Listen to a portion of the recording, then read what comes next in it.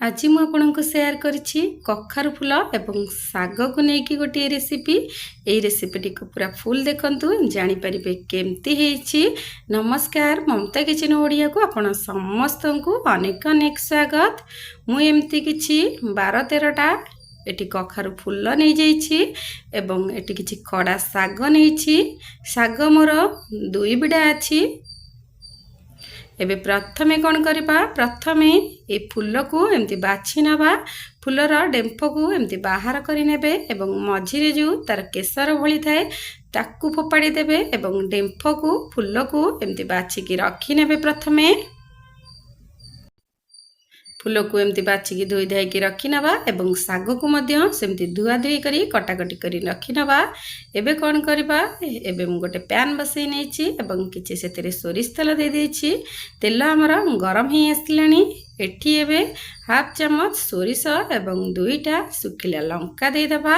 एबे एठी medium size रो 2टा पियाज को काटी के एमती मु दे देछि। एबे पियाज को 1 मिनिट एपट सेपट करी भाजी नबा।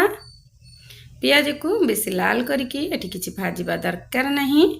एबे एटी मु कोन करिछि, गोटे मीडियम साइज रो बाइगण एवं गोटे छोट आलू को एटी छोट छोट पीस करी काटी नेछि।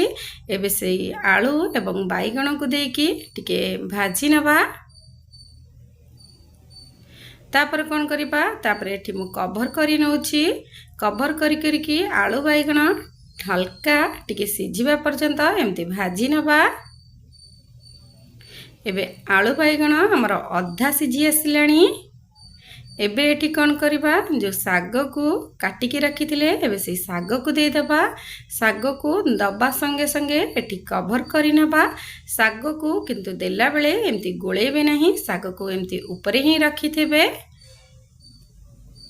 एबे मु आउ टिके कवर करी नउछि।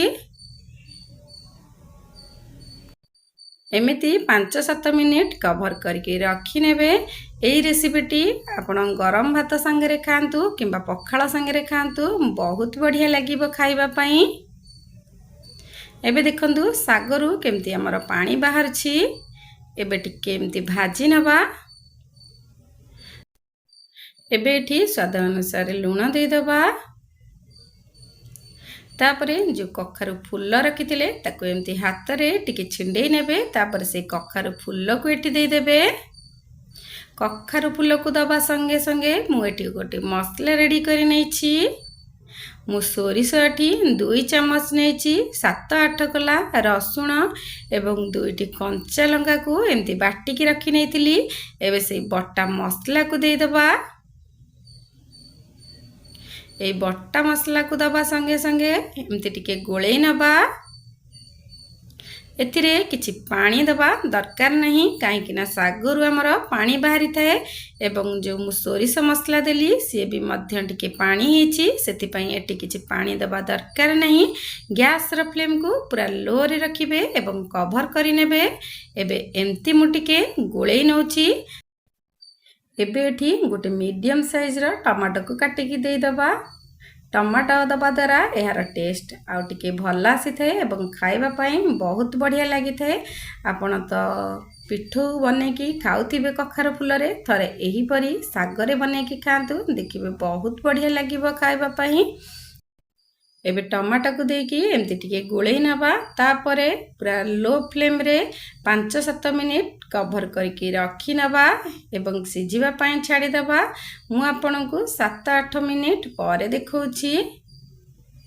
एबे देखंतु भल भाबरे एठी हमर साग एवं परिबा सिझी आसलानी। मसला मध्य सिझी जाइछि। एबे एठी हमर हेई आसलानी।